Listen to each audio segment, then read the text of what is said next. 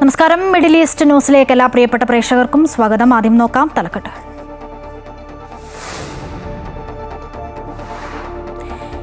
ഈദ് ഉൽ ഫിത്തർ ആഘോഷിക്കാൻ ഗൾഫ് രാജ്യങ്ങൾ. ഒമാൻ ഒഴികെയുള്ള ഗൾഫ് രാജ്യങ്ങളിൽ നാളെ ചെറിയ പെരുന്നാൾ. ഒമാനിൽ ഇന്ന് മാസപ്പിറവി കണ്ടില്ല. ഒമാനിൽ ചെറിയ പെരുന്നാൾ തിങ്കളാഴ്ച.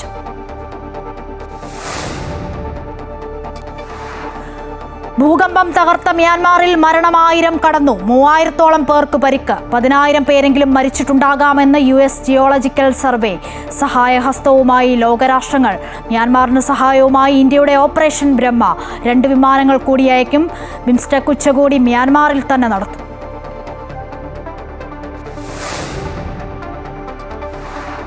എമ്പുരാൻ സിനിമയിൽ 17 ഭാഗങ്ങൾ വെട്ടിമാറ്റും. തീരുമാനം സംഘപരിവാറിന്റെ വ്യാപക പ്രതിഷേധത്തിന് പിന്നാലെ. കലാപത്തിന്റെ ദൃശ്യങ്ങൾ ഉൾപ്പെടെ ഒഴിവാക്കുന്നത് നിർമ്മാതാക്കളുടെ ആവശ്യപ്രകാരം. വില്ലൻ കഥാപാത്രത്തിന്റെ പേര് മാറ്റും. മാറ്റം പൂർത്തിയാകുന്നതുവരെ നിലവിലെ പ്രദർശനം തുടരും.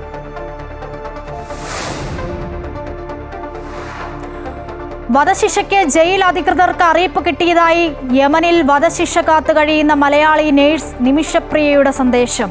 ജയിലിലേക്ക് അഭിഭാഷകയുടെ ഫോൺ വിളിയെത്തിയെന്ന് നിമിഷപ്രിയ. വധശിക്ഷ നടപ്പിലാക്കാൻ ഉത്തരവ് കിട്ടിയില്ലെന്ന് യമനിലെ ജയിൽ അധികൃതർ.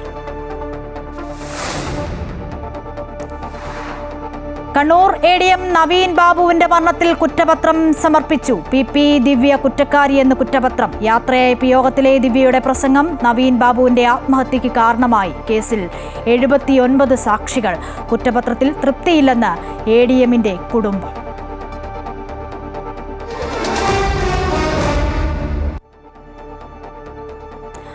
ആദ്യം ഗൾഫ് വാർത്തയിലേക്കാണ്. സൗദിയിൽ ഇന്ന് ശവ്വാൽ മാസപ്പിറവി കണ്ടതിനാൽ സൗദി അറേബ്യയിലും ഒമാൻ ഒഴികെയുള്ള ഗൾഫ് നാടുകളിലും നാളെ ഈദ് ഉൽ ഫിത്തർ ആഘോഷിക്കും. ഒമാനിൽ തിങ്കളാഴ്ചയാണ് ചെറിയ പെരുന്നാൾ. അന്നപാനീയങ്ങൾ ഉപേക്ഷിച്ചുകൊണ്ട് 1 മാസം നീണ്ടുനിന്ന റമദാനിലെ വ്രതം ഇന്ന് രാത്രിയോടെ അവസാനിച്ചു. റമദാൻ ഇസ്ലാമിലെ ഏറ്റവും പുണ്യകരമായ മാസമാണ്. ഈ മാസത്തിൽ വിശ്വാസികൾ പ്രഭാതം മുതൽ സൂര്യാസ്തമയം വരെ അന്നപാനീയങ്ങൾ ഉപേക്ഷിച്ച് വ്രതമനുഷ്ഠിക്കുന്നു. കഴിഞ്ഞ 1 മാസത്തെ വ്രതം വിശ്വാസികൾക്ക് വരാനിരിക്കുന്ന 11 മാസത്തേക്കുള്ള ധാർമ്മിക ആത്മീക ഊർജ്ജം കൈവരിക്കുന്നതായിരിക്കും. കഴിഞ്ഞ കാലങ്ങളിൽ വന്നുപോയ വീഴ്ചകളും അരുതായ്മകളും പരിഹരിച്ച് ഒരു പുതിയ മനുഷ്യനായി ഓരോ നോമ്പുകാരനും മാറും. ഗൾഫിൽ നോമ്പ് തുറന്ന് ഫിത്തർ സക്കാത്ത് നൽകാനും അത് വിതരണത്തിനുമായി ഒരു സംഘം നീങ്ങുമ്പോഴും കുട്ടികളും കുടുംബിനികളുമായി പുതിയ വസ്ത്രങ്ങൾ വാങ്ങാനും സാധനങ്ങൾ വാങ്ങാനും ഗൾഫിലെ തെരുവുകളിൽ നല്ല തിരക്കാണ്. നാളെ രാവിലെ പുതുവസ്ത്രങ്ങൾ അണിഞ്ഞ് കുട്ടികളുമായി ഈദ്ഗാഹുകളിലും പോയി നമസ്കരിക്കുകയും സ്നേഹബന്ധങ്ങൾ ഉറപ്പിക്കുകയും ചെയ്യുന്നു. ഈദ് ദിവസം വീടുകളിൽ സന്ദർശനം നടത്തി ബന്ധങ്ങൾ ദൃഢമാക്കുന്നു. പല പ്രവാസികളും കിട്ടിയ അവധി തരപ്പെടുത്തി നാട്ടിലേക്ക് പോകുമ്പോൾ പല സംഘടനകളും ഈദിന് ടൂറുകൾ സംഘടിപ്പിക്കുന്നുണ്ട്. പുണ്യകേന്ദ്രങ്ങളായ മക്കയിലും മദീനയിലും വിവിധ രാജ്യങ്ങളിൽ നിന്നും വന്നിട്ടുള്ള വിശ്വാസികൾ വലിയ ആവേശത്തോടെ ഈദിനെ വരവേൽക്കാനുള്ള തയ്യാറെടുപ്പിലാണ്. Amrita news, Middle East. Eid ul Fitr ദിവസങ്ങളിൽ സൈബർ ആക്രമണങ്ങളെ കരുതിയിരിക്കണമെന്ന് UAE സൈബർ സെക്യൂരിറ്റി കൗൺസിലിന്റെ മുന്നറിയിപ്പ്. ഇവ ചെറുക്കുന്നതിനാവശ്യമായ ക്രമീകരണങ്ങളും മുൻകരുതലും സ്വീകരിക്കണമെന്ന് സ്ഥാപനങ്ങൾക്കും പൊതുജനങ്ങൾക്കും സൈബർ സെക്യൂരിറ്റി കൗൺസിൽ നിർദ്ദേശം നൽകി. ഇമെയിൽ ഉൾപ്പെടെയുള്ള സന്ദേശങ്ങൾ വഴിയുണ്ടാക്കാൻ സാധ്യതയുള്ള ആക്രമണങ്ങൾ, സ്വകാര്യ വിവരങ്ങൾ ശേഖരിക്കാനുള്ള ശ്രമം, ഹാക്കിംഗ് തുടങ്ങിയ സൈബർ ആക്രമണങ്ങൾക്ക് സാധ്യതയുണ്ട്. നിർമ്മിത ബുദ്ധി സാങ്കേതിക വിദ്യകൾ ഉപയോഗിച്ചുകൊണ്ടുള്ള ആക്രമണ രീതികളും കരുതിയിരിക്കണം. UAE സൈബർ സെക്യൂരിറ്റി കൗൺസിൽ പുറത്തുവിട്ട വിവരങ്ങൾ പ്രകാരം 634 സൈബർ ആക്രമണ ശ്രമങ്ങളാണ് ഇക്കഴിഞ്ഞ കാലങ്ങളിൽ ഉണ്ടായത്. കുവൈറ്റിലും നാളെ ഈദ് ഉൽ ഫിത്തർ. ഇതനുസരിച്ച് കുവൈറ്റിലെ സർക്കാർ പൊതുമേഖലാ സ്ഥാപനങ്ങളിലും സ്വകാര്യ സ്ഥാപനങ്ങളിലും നാളെ മുതൽ ചൊവ്വാഴ്ച വരെ പൊതു അവധിയായിരിക്കും. ഏപ്രിൽ 2 പ്രവൃത്തി ദിനം പുനരാരംഭിക്കും. പെരുന്നാൾ അവധി ദിനങ്ങളിൽ പരിഗണിച്ച് ദുബായിലെ പൊതുഗതാഗത സംവിധാനമായ ബസ്, ട്രാം, മെട്രോ സമയക്രമം പുനഃക്രമീകരിച്ചു. ഇന്നു മുതൽ ഏപ്രിൽ 3 വരെയാണ് പുതുക്കിയ സമയക്രമം പ്രാബല്യത്തിലുണ്ടാകുക. തിങ്കൾ മുതൽ ബുധൻ വരെ മെട്രോ സർവീസ് പുലർച്ചെ 5 മണിക്ക് ആരംഭിക്കും. പിറ്റേന്ന് പുലർച്ചെ 1 മണി വരെ ദുബായ് മെട്രോ ഗ്രീൻ, റെഡ് ലൈനുകൾ സർവീസ് നടത്തും. ഞായറാഴ്ച രാവിലെ 8 മണി മുതൽ മറ്റന്നാൾ പുലർച്ചെ 1 മണി വരെയാകും മെട്രോ സേവനം. അൽ ഗുബൈബ ബസ് സ്റ്റേഷനിൽ നിന്നും അബുദാബിക്കുന്ന E100 ബസ് നമ്പർ ഏപ്രിൽ 3 വരെ സർവീസ് നടത്തില്ല. ഇബൈൻ ബത്തൂത സ്റ്റേഷനിൽ നിന്നും അബുദാബിക്കുള്ള E101 നമ്പർ ബസ് സർവീസ് തുടരും. പെരുന്നാൾ അവധി ദിവസങ്ങളിൽ ദുബായിലെ പൊതു പാർക്കിംഗ് സൗജന്യമായിരിക്കും. ദുബായ് RTA കസ്റ്റമർ ഹാപ്പിനെസ് സെന്ററുകൾ, വാഹന പരിശോധനാ കേന്ദ്രം എന്നിവ തിങ്കൾ മുതൽ 3 ദിവസം അവധിയായിരിക്കും. UAE വൈസ് പ്രസിഡന്റും പ്രധാനമന്ത്രിയും ദുബായ് ഭരണാധികാരിയുമായ Sheikh Mohammed bin Rashid Al Maktoum പ്രഖ്യാപിച്ച ഫാദേസ് എൻഡോമെന്റിലേക്ക് ഇതുവരെ ലഭിച്ചത് 372 കോടി ദിർഹം. 100 കോടി ദിർഹം സമാഹരിക്കാനായിരുന്നു പദ്ധതിയിട്ടത്. റമദാൻ മാസത്തിന്റെ ഭാഗമായാണ് ജീവകാരുണ്യ പദ്ധതിയായ ഫാദേസ് എൻഡോമെന്റ് ഷെയ്ഖ് മുഹമ്മദ് പ്രഖ്യാപിച്ചത്. 2,77,000-ലേറെ ആളുകൾ പദ്ധതിയിലേക്ക് സംഭാവന നൽകിയെന്നും പ്രതീക്ഷിച്ചതിലും 3 ഇരട്ടി തുക ലഭിച്ചുവെന്നും സമൂഹ മാധ്യമമായ എക്സിൽ ഷെയ്ഖ് മുഹമ്മദ് കുറിച്ചു. രാജ്യത്തെ പിതാക്കന്മാർക്കുള്ള ആദരവെന്ന നിലയിൽ പ്രഖ്യാപിച്ച പദ്ധതി വഴി സമാഹരിക്കുന്ന തുക ലോകമെമ്പാടുമുള്ള ദുരിതമനുഭവിക്കുന്ന മനുഷ്യരുടെ ആരോഗ്യ സംരക്ഷണ പ്രവർത്തനങ്ങൾക്കാണ് വിനിയോഗിക്കുക. കുവൈറ്റിൽ കുവൈത്ത് കേരള ഇസ്ലാഹി സെന്ററിന്റെ ആഭിമുഖ്യത്തിൽ രാജ്യത്തിന്റെ വിവിധ പ്രദേശങ്ങളിലായി 11 ഈദ്ഗാഹുകൾ സംഘടിപ്പിക്കുന്നു. അബ്ബാസിയ ഇന്റർഗ്രേറ്റഡ് സ്കൂളിന് പിൻവശം, അൽ ജാബിർ സ്കൂളിന് സമീപത്തുള്ള ഗ്രൗണ്ട്, ഫർവാനിയ പാർക്കിംഗ് സമീപത്തുള്ള ഗ്രൗണ്ട്, സാൽമിയ മലയാളം കുതുബ നടക്കുന്ന മസ്ജിദിന് സമീപമുള്ള ഗ്രൗണ്ട്, മംഗഫ് മലയാളം കുതുബ നടക്കുന്ന മസ്ജിദിന് സമീപമുള്ള ഗ്രൗണ്ട്, ഫഹാഹിൽ ദബൂക്ക് പാർക്കിന് തുടങ്ങി 11 സ്ഥലങ്ങളിലാണ് ഈദ്ഗാഹുകൾ സംഘടിപ്പിക്കുന്നത്. രാവിലെ 5:56 ആരംഭിക്കുന്ന ഈദ്ഗാഹിലേക്ക് വരുന്നവർ അംഗശുദ്ധീകരണം നടത്തിവരണമെന്നും എല്ലാ ഈദ്ഗാഹിലും സ്ത്രീകൾക്ക് സൗകര്യമുണ്ടായിരിക്കുന്നതാണെന്നും സംഘാടകർ അറിയിച്ചു. ജിദ്ദയിൽ ഏറ്റവും വലിയ ജനപങ്കാളിത്ത ഇഫ്താർ ഒരുക്കി ഷറഫിയ മലയാളി കൂട്ടായ്മ. ഏകദേശം 4000-ഓളം ഇഫ്താറിൽ പങ്കെടുത്തു. 9 വർഷമായി തുടരുന്ന ഷറഫിയ മലയാളി കൂട്ടായ്മയുടെ ഇഫ്താർ ഷറഫിയയുടെ സമീപത്ത് താമസിക്കുന്നവർക്ക് വലിയ ആവേശമാണ്. മലയാളികളുടെ സംഗമ സ്ഥലമായ ഷറഫിയയിലെ പ്രധാന കച്ചവട സ്ഥാപനങ്ങൾ, ജോലിക്കാർ തുടങ്ങിയവർ മുൻകൈയെടുത്താണ് ഓരോ വർഷവും വിപുലമായ ഷറഫിയ ഇഫ്താർ സംഘടിപ്പിക്കുന്നത്. ജീവകാരുണ്യ രംഗത്തും ശ്രദ്ധേയമായ പ്രവർത്തനമാണ് കൂട്ടായ്മ കാഴ്ചവെക്കുന്നത്. ജിദ്ദ ഇന്ത്യൻ ഇസ്ലാഹി സെന്ററിൽ ഇഫ്താർ വിരുന്ന് സംഘടിപ്പിച്ചു. പരിപാടിയിൽ പ്രമുഖ വ്യക്തിത്വങ്ങളെ ആദരിക്കുകയും അംഗങ്ങളുടെ ലഹരി വിരുദ്ധ പ്രതിജ്ഞയും നടന്നു. ലഹരിക്കെതിരെ കേരളത്തിലും പുറത്തും ഈദ്ഗാഹുകളിൽ ലഹരി വിരുദ്ധ പ്രതിജ്ഞയും സ്കൂളുകളിൽ എക്സിബിഷനും സംഘടിപ്പിക്കുമെന്ന് KNM നേതാക്കൾ വ്യക്തമാക്കി. ജിദ്ദ ഇന്ത്യൻ ഇസ്ലാഹി സെന്റർ ആദർശ സംഗമവും ഇഫ്താർ വിരുന്നും സംഘടിപ്പിച്ചു. പരിപാടി KNM സംസ്ഥാന ട്രഷററും കേരള ഹജ്ജ് കമ്മിറ്റി മെമ്പറുമായ നൂർ മുഹമ്മദ് നൂരിഷ ഉദ്ഘാടനം ചെയ്തു. ലഹരി അതുണ്ടാക്കുന്ന സാമൂഹിക വിപത്തിനെ പറ്റി മാത്രമല്ല, അതുമൂലമുണ്ടാകുന്ന പരലോക നഷ്ടത്തെക്കുറിച്ചും കൂടിയാണ് ഇസ്ലാഹി പ്രസ്ഥാനത്തിന് ഒന്നാമതായി പറയാനുള്ളതെന്ന് നൂർ മുഹമ്മദ് നൂരിഷ പറഞ്ഞു. ഇതിന് മാറ്റമുണ്ടാക്കുവാൻ KNMന്റെ കീഴിൽ ISM, MSM, MGM ഒന്നിച്ച് 3 മാസം നീണ്ടു നിൽക്കുന്ന ഒരു ക്യാമ്പയിൻ ആരംഭിക്കുകയാണ്. മലയാളികളുടെ ഈദ്ഗാഹുകളിലെല്ലാം ഈ ലഹരി വിരുദ്ധ പ്രതിജ്ഞ ഇസ്ലാഹി പ്രസ്ഥാനത്തിന്റെ നേതൃത്വത്തിൽ നടക്കുമെന്ന് വളരെ കൗതുകകരമായി ഞങ്ങൾ നിങ്ങളെ ഓർമ്മിപ്പിക്കുകയാണ്. മുൻ കുൽഫുദ ജാലിയാത്ത് മേധാവി ഷെയ്ഖ് ഹസൻ അൽ ഹർബി മുഖ്യാതിഥിയായിരുന്നു. KNM മുൻ സംസ്ഥാന സെക്രട്ടറി M. അബ്ദുറഹ്മാൻ സലഫി മുഖ്യപ്രഭാഷണം നടത്തി. KNM സംസ്ഥാന കമ്മിറ്റിയുടെ നിർദ്ദേശപ്രകാരം കേരളത്തിൽ പെരുന്നാൾ നമസ്കാരത്തിന് ശേഷം നിർവഹിക്കാൻ പോകുന്ന ലഹരി വിരുദ്ധ പ്രതിജ്ഞ ഇസ്ലാഹി സെന്ററിൽ വെച്ച് നടന്നു. എല്ലാ ലഹരികളും പൈശാചികവും മ്ലേച്ഛവുമാണ്. പരിപാടിയിൽ ഷെയ്ഖ് ഹസൻ അലി ഹർബി, നൂർ മുഹമ്മദ് നൂരിഷ, M. അബ്ദുറഹ്മാൻ സലഫി എന്നിവരെ ആദരിച്ചു. അബ്ബാസ് ചെമ്പൻ അധ്യക്ഷത വഹിച്ചു. നൂരിഷ വള്ളിക്കുന്ന്, ഷിഹാബ് സലഫി എന്നിവർ സംസാരിച്ചു. സുൽഫിഖുർ അദായ്, അമൃത ന്യൂസ്, ജിദ്ദ. വിശുദ്ധ ഹറാം പള്ളിയിൽ തുടർച്ചയായി ഏറ്റവും കൂടുതൽ വർഷം ഖത്മുൽ ഖുർആൻ പ്രാർത്ഥനയ്ക്ക് നേതൃത്വം നൽകി റെക്കോർഡിട്ട് ഹറം മതകാര്യ വകുപ്പ് മേധാവിയും ഹറം ഇമാമും ഖതീബുമായ ഷൈഖ് ഡോക്ടർ അബ്ദുറഹ്മാൻ അൽ സുദൈസ്. തുടർച്ചയായി 34 വർഷമാണ് ഷൈഖ് ഡോക്ടർ അബ്ദുറഹ്മാൻ അൽ സുദൈസ് ഖത്മുൽ ഖുർആൻ പ്രാർത്ഥനയ്ക്ക് നേതൃത്വം നൽകുന്നത്. ഹിജ്റ 1412 മുതൽ ഹറമിൽ ഷൈഖ് ഡോക്ടർ അബ്ദുറഹ്മാൻ അൽ സുദൈസ് ആണ് ഖത്മുൽ ഖുർആൻ പ്രാർത്ഥനയ്ക്ക് നേതൃത്വം നൽകി വരുന്നത്. 2ാം സ്ഥാനത്ത് ഷൈഖ് അബ്ദുള്ള അൽ ഖുലൈഫിയാണ്.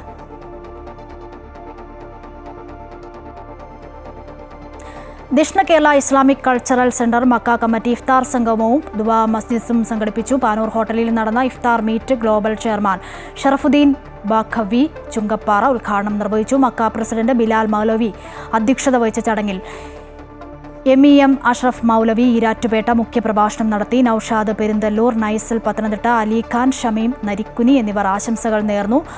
സിബ്ഗത്തുള്ള തങ്ങൾ ദുആ മസ്ജിദിന് നേതൃത്വം നൽകി. സലീം കണ്ണനാങ്കുഴി, നിസാർ നിലമേൽ പരിപാടിക്ക് നേതൃത്വം നൽകി. ICC സൗദി ദക്ഷിണമേഖലാ കമ്മിറ്റി ഒരുക്കിയ റമദാൻ ഇഫ്താർ വിരുന്ന് അസീറിലെ ഇന്ത്യൻ സമൂഹത്തെ ഐക്യദാർഢ്യത്തിന്റെയും സാഹോദര്യത്തിന്റെയും വിരുന്നായിരുന്നു. ഇന്ത്യൻ സമൂഹത്തിലെ അസീറിലെ മുഴുവൻ അംഗങ്ങളെ ഒരുമിച്ച് കൊണ്ടുവന്ന് അസീർ മേഖലയിൽ ഇഫ്താർ വിരുന്നൊരുക്കി. മേഖലയുടെ ഗവർണറുടെ under secretary Mohammed bin Sultan bin ജരീസും Khamis Mushait governor Khalid bin Abdul Aziz bin മുഷൈത്തും പരിപാടിയിൽ പങ്കെടുത്തു. ഇഫ്താറിൽ പരമ്പരാഗത ഇന്ത്യൻ അറബിക് വിഭവങ്ങളോടൊപ്പം ജനകീയ റമദാൻ പാനീയങ്ങളും ഉൾപ്പെടുത്തിയിരുന്നു. ഇഫ്താർ വിരുന്നിന് ICC സൗദി ദക്ഷിണമേഖലാ committee president Ashraf Kuttichal, general secretary Manaf Parappil, Prakashan Nadapuram, Ansari Rafeeq, Muneer Koduvally, Prasad Navaikulam, Siju Bhaskar തുടങ്ങിയവർ നേതൃത്വം നൽകി. സൗദിയിൽ വെച്ച് അതിർത്തികൾ വേർതിരിക്കുന്നതിന്റെ തന്ത്രപരമായ പ്രാധാന്യമുള്ള കരാറിൽ സിറിയയും ലബനനും ഒപ്പുവെച്ചു. സുരക്ഷാ സൈനിക വിഷയങ്ങളിൽ പരസ്പര ഏകോപനത്തിനും സഹകരണം വർദ്ധിപ്പിക്കാനുമായി ഇരു രാജ്യങ്ങളുടെയും പ്രതിരോധ മന്ത്രിമാർ ജിദ്ദയിൽ യോഗം ചേർന്ന് ചർച്ച നടത്തിയാണ് കരാറിൽ ഒപ്പുവെച്ചത്. സിറിയൻ പ്രതിനിധി സംഘത്തെ പ്രതിരോധ മന്ത്രി മേജർ ജനറൽ മുർഹഫ് അബു കസ്രയും ലബനീസ് പ്രതിനിധി സംഘത്തെ ലബനീസ് പ്രതിരോധ മന്ത്രി മേജർ ജനറൽ മൈക്കൽ മെനസയും നയിച്ചു. സൗദി പ്രതിരോധ മന്ത്രി ഖാലിദ് ബിൻ സൽമാൻ രാജകുമാരന്റെ സാന്നിധ്യത്തിലാണ് സിറിയൻ ലബനീസ് പ്രതിരോധ മന്ത്രിമാർ യോഗം ചേർന്നത്. സൗദി അറേബ്യയിൽ ഇനിയും തുടർ യോഗം ചേരാൻ ധാരണയിലെത്തുകയും ചെയ്തിട്ടുണ്ട്.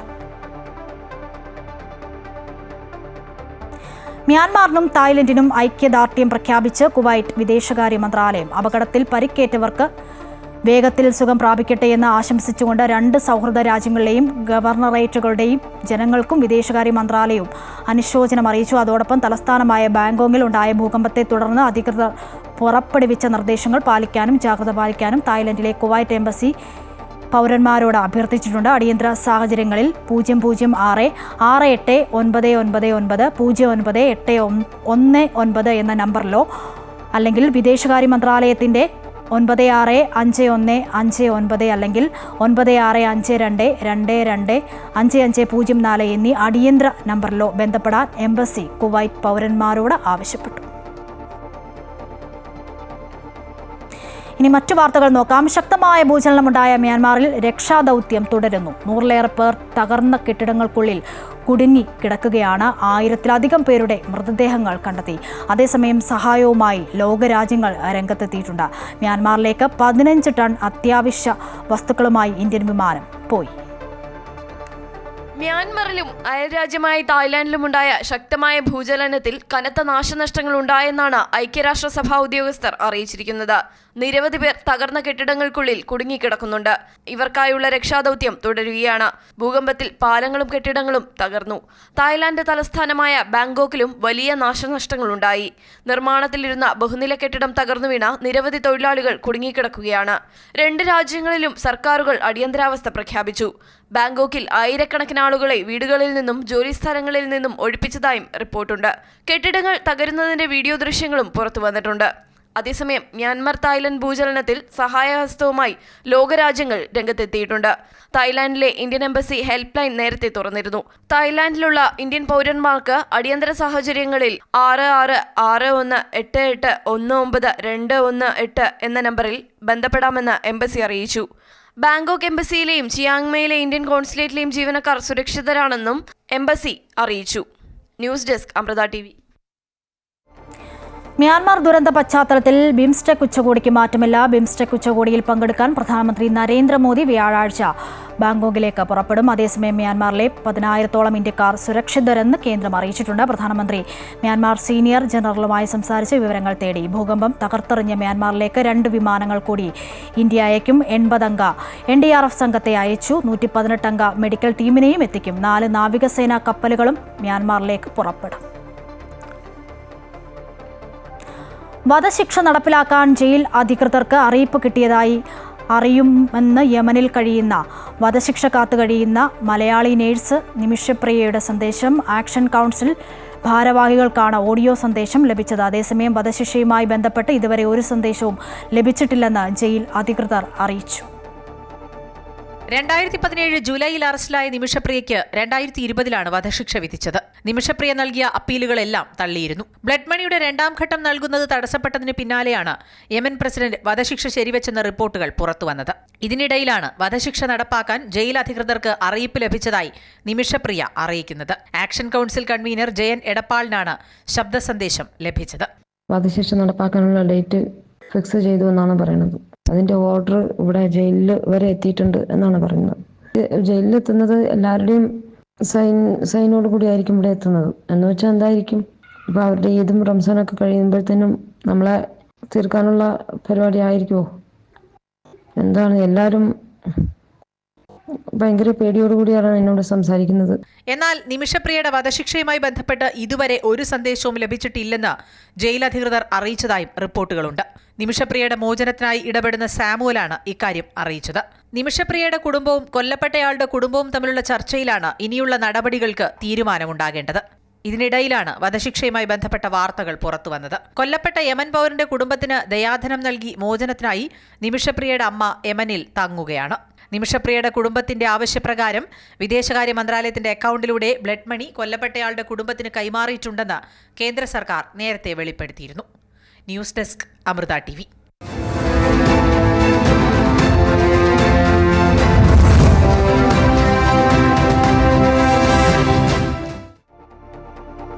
എമ്പുരാൻ സിനിമ റീസെൻസറിങ്ങിന് വിധേയമാകുന്നു. 17ഓളം ഭാഗങ്ങൾ എഡിറ്റ് ചെയ്ത് അടുത്തയാഴ്ച തിയേറ്ററുകളിലെത്തും. സിനിമയ്ക്കെതിരായ പ്രചാരണം ശക്തമായതോടെ നിർമ്മാതാക്കളുടെ ആവശ്യപ്രകാരമാണ് പരിഷ്കരിച്ച പതിപ്പ് പുറത്തിറക്കുന്നത്. സിനിമ ഹിന്ദുവിരുദ്ധവും രാജ്യവിരുദ്ധവുമാണെന്ന് ചൂണ്ടിക്കാട്ടി RSS മുഖപത്രമായ ഓർഗനൈസറും രംഗത്ത് വന്നിരുന്നു. സിനിമയുടെ പ്രമേയത്തെ ചൊല്ലി പ്രതിഷേധം ഒരു ഭാഗത്ത് കരുത്താർജിക്കുമ്പോഴാണ് നിർമ്മാതാക്കൾ തന്നെ സ്വമേധയാ പരിഷ്കരിച്ച പതിപ്പ് പുറത്തിറക്കാൻ തീരുമാനമെടുത്തത്. പാൻ ഇന്ത്യൻ സിനിമ എന്ന രീതിയിൽ ശ്രദ്ധേയമായ എമ്പുരാൻ BJP സർക്കാരിനെതിരായ പ്രമേയം എന്ന നിലയിലാണ് വിമർശിക്കപ്പെടുന്നത്. കലാപത്തെക്കുറിച്ച് പറയുമ്പോൾ വസ്തുനിഷ്ഠമായി അവതരിപ്പിക്കുന്നതിന് പകരം സംഘപരിവാറിനെയും BJPയും കടന്നാക്രമിക്കുന്ന രീതിയിലാണ് സിനിമയെന്നും വിമർശിക്കപ്പെടുന്നു. ഇതിനോടകം തന്നെ സിനിമയ്ക്കും അണിയറ പ്രവർത്തകർക്കുമെതിരെ വ്യാപകമായ ആക്രമണമാണ് സമൂഹമാധ്യമങ്ങളിലൂടെ നടക്കുന്നത്. മോഹൻലാലിനെതിരെയും പൃഥ്വിരാജിനെതിരെയും ഒരു ഭാഗത്ത് ആക്രമണം നടക്കുമ്പോൾ പക്ഷേ കേരളത്തിൽ BJP നേതൃത്വം സിനിമയെ ഔദ്യോഗികമായി എതിർക്കാൻ തയ്യാറല്ല. എന്നാൽ RSS മുഖപത്രമായ ഓർഗനൈസർ സിനിമ ഹിന്ദുവിരുദ്ധവും രാജ്യവിരുദ്ധവുമാണെന്നും ഇതിലൂടെ ഹിന്ദുക്കളെ മുഴുവൻ നരഭോജികളായി ചിത്രീകരിക്കുകയാണെന്നും വിമർശിച്ച് ലേഖനമെഴുതി. മോഹൻലാലിനെ പോലൊരു നടൻ എന്തുകൊണ്ട് ഇത്തരമൊരു കഥ തെരഞ്ഞെടുത്തുവെന്നും ഇത് ആരാധകരോടുള്ള വഞ്ചനയാണെന്നും ലേഖനത്തിൽ പറയുന്നു. പൃഥ്വിരാജ് രാഷ്ട്രീയ അജണ്ടയുടെ ഭാഗമായാണ് ചിത്രമൊരുക്കിയതെന്നും ഇതിനെതിരെ ചർച്ച ഉയരണമെന്നും ലേഖനം ആവശ്യപ്പെടുന്നു. ദേശീയ തലത്തിൽ പ്രതിഷേധമുയർന്നതോടെ ഒരുപക്ഷെ സിനിമയ്ക്കെതിരെ നിരോധനമുണ്ടാകാനുള്ള സാധ്യതയും മുന്നിൽ കണ്ടാണ് നിർമ്മാതാക്കൾ അടിയന്തര ഇടപെടൽ നടത്തുന്നത്. സിനിമയിലെ വില്ലന്റെയും രാഷ്ട്രീയ പാർട്ടിയുടെയും പേര് മാറ്റുകയും വിവാദമുണ്ടാക്കിയ 17 ഭാഗങ്ങൾ കട്ട് ചെയ്യുകയോ മ്യൂട്ട് ചെയ്യുകയോ ആണ് പരിഷ്കരിച്ച പതിപ്പിലൂടെ ലക്ഷ്യമിടുന്നത്. ഞായർ തിങ്കൾ ദിവസങ്ങൾ സെൻസർ ബോർഡ് അവധിയായതിനാൽ ചൊവ്വാഴ്ച മാറ്റം വരുത്തിയ പതിപ്പ് അനുമതിക്കായി നൽകും. അതിനുശേഷം പരിഷ്കരിച്ച പതിപ്പ് തിയേറ്ററുകളിൽ പ്രദർശിപ്പിക്കും. അതുവരെ നിലവിലെ രീതിയിൽ തന്നെയാകും സിനിമ പ്രദർശിപ്പിക്കുക. അമൃത ന്യൂസ്, തിരുവനന്തപുരം. എമ്പുരാൻ സിനിമയെ സംബന്ധിച്ച് BJPയിൽ ഒരു തരത്തിലുള്ള ആശയക്കുഴപ്പമില്ലെന്നും കോർ കമ്മിറ്റിയിൽ ഈ കാര്യങ്ങളൊന്നും ചർച്ചയിൽ വന്നിട്ടില്ലെന്നും BJP മുൻ സംസ്ഥാന പ്രസിഡന്റ് K. സുരേന്ദ്രൻ. പൃഥ്വിരാജിനെതിരെയുള്ള ആരോപണത്തിൽ പാർട്ടിക്ക് പങ്കില്ലെന്നും K. സുരേന്ദ്രൻ കോഴിക്കോട് പറഞ്ഞു. സിനിമയെ വിലയിരുത്തുന്നത് പ്രേക്ഷകരാണ്, അവരാണ് അഭിപ്രായങ്ങൾ പറയുന്നത്. ഇതിന് BJPയുമായി ഒരു ബന്ധവുമില്ല. സെൻസറിങ്ങിനെ സംബന്ധിച്ച് സംസ്ഥാന നേതൃത്വം മറുപടി പറഞ്ഞിട്ടുണ്ടെന്നും അദ്ദേഹം വ്യക്തമാക്കി. എമ്പുരാൻ സിനിമയെ സംബന്ധിച്ച് ഭാരതീയ ജനതാ പാർട്ടിക്കകത്ത് ഒരു തരത്തിലുള്ള ആശയക്കുഴപ്പവും അവ്യക്തതയും ഇല്ല. അത് സംബന്ധിച്ചുള്ള അഭിപ്രായം പാർട്ടിയുടെ 2 ജനറൽ സെക്രട്ടറിമാർ ശ്രീ MT രമേശും അതുപോലെ ശ്രീ P. സുധീറും അതുപോലെ ഇന്നലെ ദില്ലിയിൽ പാർട്ടിയുടെ സംസ്ഥാന അധ്യക്ഷൻ ബഹുമാന്യനായ ശ്രീ രാജീവ് ചന്ദ്രശേഖർജിയും വ്യക്തമാക്കിയിട്ടുണ്ട്. കോർ കമ്മിറ്റി വളരെ രാഷ്ട്രീയമായിട്ടുള്ള പല കാര്യങ്ങളുമാണ് ചർച്ച ചെയ്തത്. സിനിമകൾ എല്ലാ കാലത്തും വർത്തമാനകാല രാഷ്ട്രീയം ചർച്ച ചെയ്യുമെന്നും അത് ആവിഷ്കാര സ്വാതന്ത്ര്യമാണെന്നും AICC general secretary KC Venugopal. തങ്ങളെ വിമർശിക്കുമ്പോൾ മാത്രം അസഹിഷ്ണുത കാണിക്കുന്നത് ശരിയാണോ എന്ന് BJPക്കാർ ആലോചിക്കണം. സിനിമയിൽ കോൺഗ്രസിനെയും വിമർശിക്കുന്നുണ്ടെന്നും KC വേണുഗോപാൽ ചൂണ്ടിക്കാട്ടി. എമ്പുരാൻ സിനിമയുമായി ബന്ധപ്പെട്ട വിവാദത്തിൽ പ്രതികരിക്കുകയായിരുന്നു അദ്ദേഹം. സിനിമകൾ എല്ലാ കാലത്തും വർത്തമാനകാല രാഷ്ട്രീയം ചർച്ച ചെയ്യാറുണ്ട് സിനിമകൾ. അതിനാണ് സിനിമകൾ ഉണ്ടാകുന്നത്. വർത്തമാനകാല രാഷ്ട്രീയം ചെയ്യുമ്പോൾ ചിലപ്പോൾ ചില പാർട്ടികൾക്ക് അനുകൂലമാവും, ചിലപ്പോൾ ചില പാർട്ടികൾക്ക് എതിരാവും. അതൊക്കെ ആവിഷ്കാര സ്വാതന്ത്ര്യത്തിന്റെ ഭാഗമാണ്. പക്ഷേ തങ്ങൾക്ക് അനുകൂലമായിട്ട് ആരെങ്കിലും പറഞ്ഞാൽ അവരെ വാഴ്ത്തുകയും തങ്ങൾക്ക് വിമർശനം, അതിൽ കോൺഗ്രസിനെ വിമർശിക്കുന്നുണ്ടെന്നാണ് ഞാൻ മനസ്സിലാക്കുന്നത്. ഞാൻ കണ്ടിട്ടില്ല സിനിമ, മറ്റു പാർട്ടി വിമർശിക്കും. അപ്പോൾ തങ്ങളെ വിമർശിക്കപ്പെടുമ്പോൾ മാത്രം അസഹിഷ്ണുതയോടെ കാണുന്നത് ശരിയാണോ എന്നുള്ളത് അവർ തീരുമാനിക്കണം. കണ്ണൂർ മുൻ ADM നവീൻ ബാബു ജീവനൊടുക്കിയ കേസിൽ പോലീസ് കുറ്റപത്രം സമർപ്പിച്ചു. Kannur judicial first class magistrate കോടതിയിലാണ് കുറ്റപത്രം സമർപ്പിച്ചത്. കേസിൽ ഏക പ്രതി കണ്ണൂർ ജില്ലാ പഞ്ചായത്ത് മുൻ പ്രസിഡന്റ് PP ദിവ്യയാണെന്നും ആസൂത്രിതമായ അധിക്ഷേപമാണ് പ്രതി നടത്തിയതെന്നും കുറ്റപത്രത്തിൽ വ്യക്തമാക്കുന്നു. ദിവ്യയുടെ അധിക്ഷേപത്തിൽ മനംനൊന്താണ് നവീൻ ബാബു ജീവനൊടുക്കിയതെന്നും ആസൂത്രിതമായ അധിക്ഷേപമാണ് പ്രതി നടത്തിയതെന്നും വ്യക്തമാക്കുന്ന കുറ്റപത്രമാണ് police Kannur judicial first class magistrate കോടതിയിൽ സമർപ്പിച്ചത്. നവീനെ അപമാനിക്കാൻ ലക്ഷ്യമിട്ടാണ് ക്ഷണമില്ലാതിരുന്നിട്ടും സ്വകാര്യ ചാനലിനെ വിളിച്ചു വരുത്തി ദിവ്യ യാത്രയയപ്പ് യോഗത്തിൽ പങ്കെടുത്തത്.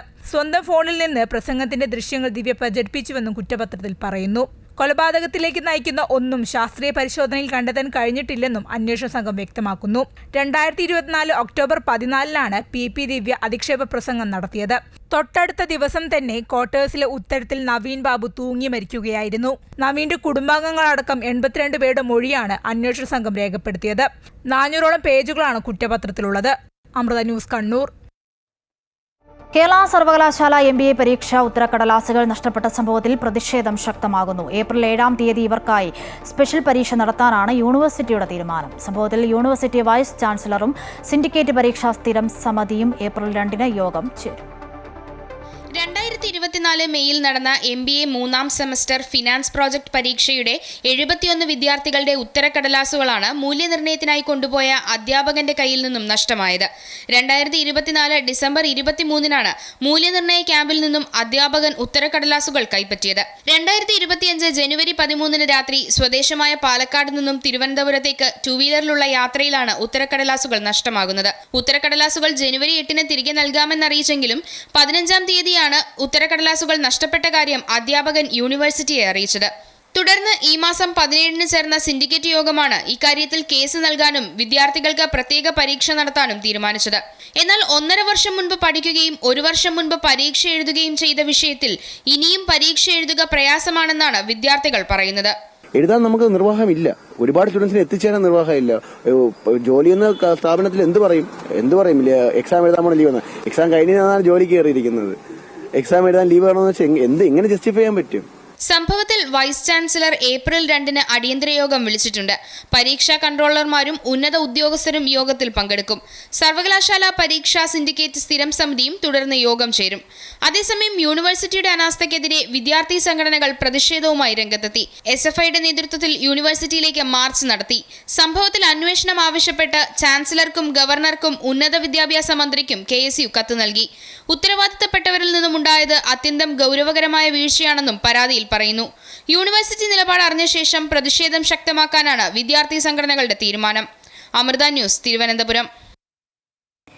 കേരള സർവകലാശാലയിൽ MBA വിദ്യാർത്ഥികളുടെ ഉത്തരക്കടലാസുകൾ നഷ്ടപ്പെട്ട സംഭവത്തിൽ ഗുരുതരമായ കൃത്യവിലോപമാണ് അധ്യാപകന്റെ ഭാഗത്തു നിന്നും ഉണ്ടായതെന്ന് മന്ത്രി R. ബിന്ദു. കേരള സർവകലാശാല നാക് ഗ്രേഡിംഗിൽ A+ ഗ്രേഡ് നേടി തിളങ്ങി നിൽക്കുന്ന സാഹചര്യമാണ്. ഉന്നത വിദ്യാഭ്യാസ മേഖലയുടെ നിറം കെടുത്താനുള്ള ബോധപൂർവമായ ശ്രമമാണോ എന്ന സംശയമുണ്ട്.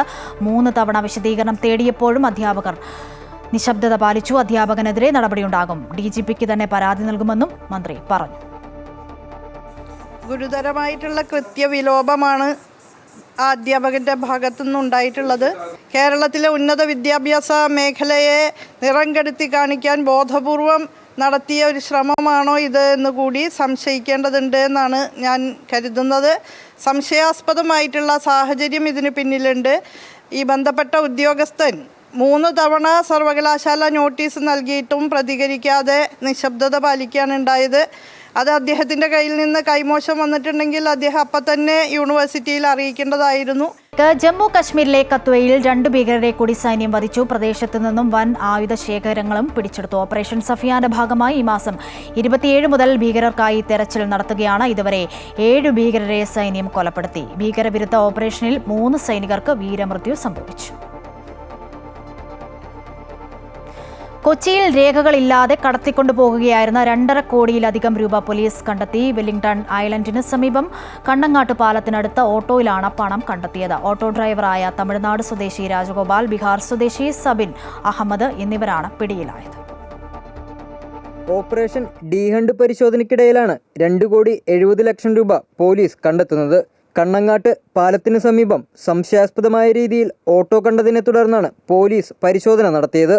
500-ന്റെ 97 കെട്ടുകൾ 3 ബിഗ് ഷോപ്പറുകളിൽ സൂക്ഷിച്ച നിലയിലാണ് കണ്ടെത്തിയത്. പിടിയിലായ രാജഗോപാലിന് ഇടപാടുമായി ബന്ധമില്ലെന്നാണ് പോലീസ് പറയുന്നത്. ഏതാണ്ട് 2.5 കോടിയിലധികം ഉണ്ടെന്നാണ് നമുക്ക് മനസ്സിലാവുന്നത്. ഓപ്പറേഷൻ ഡി ഹണ്ടുമായിട്ട് ബന്ധപ്പെട്ടുള്ള പരിശോധന നടന്ന സമയത്ത് ഒരു ഓട്ടോറിക്ഷ കാണുകയുണ്ടായി. ആ ഓട്ടോറിക്ഷയിൽ ചെക്ക് ചെയ്യാൻ വേണ്ടി ചെന്നപ്പോഴത്തെ അവരുടെ ആ പരിങ്ങൽ കാണുകയുണ്ടായി. അതുമായി ബന്ധപ്പെട്ട് നോക്കി കഴിഞ്ഞപ്പോൾ അവരുടെ ഓട്ടോറിക്ഷയുടെ ബാക്കിൽ 2 ബിഗ് ഷോപ്പർ കാണുകയുണ്ടായി. ആ ബിഗ് ഷോപ്പറിൽ ഉള്ള പരിശോധനയിൽ നിന്നാണ് ഇത്രയും വലിയൊരു എമൗണ്ട് കാണുന്നത്. ഇയാൾ ബീഹാർ സ്വദേശിയായ സബിൻ അഹമ്മദ് വിളിച്ച ഓട്ടം വരികയായിരുന്നു. പണം എന്തിനു വേണ്ടിയാണ് എത്തിച്ചതെന്ന കാര്യത്തിൽ വ്യക്തത വന്നിട്ടില്ല. പ്രതികളെ വിശദമായി ചോദ്യം ചെയ്യണമെന്നും പോലീസ് പറയുന്നു. അതേസമയം പിടിയിലായ സബിന്റെ കൈവശം പണമുണ്ടായിരുന്ന കാര്യം തനിക്കറിയില്ലെന്നാണ് ഓട്ടോ ഡ്രൈവർ രാജഗോപാൽ പറയുന്നത്. അമൃത ന്യൂസ്, കൊച്ചി.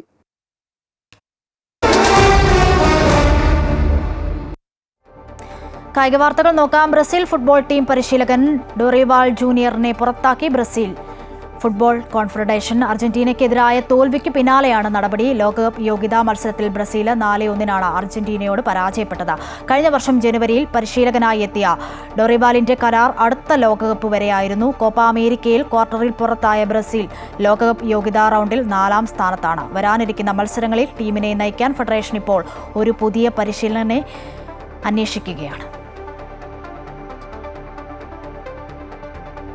ഇതോടെ ഈ വാർത്താ ബുള്ളറ്റിൻ പൂർണ്ണമാകുന്നു. കൂടുതൽ വാർത്തകൾക്കായി അമൃത ന്യൂസിന്റെ യൂട്യൂബ് ചാനൽ സന്ദർശിക്കുക. നമസ്കാരം.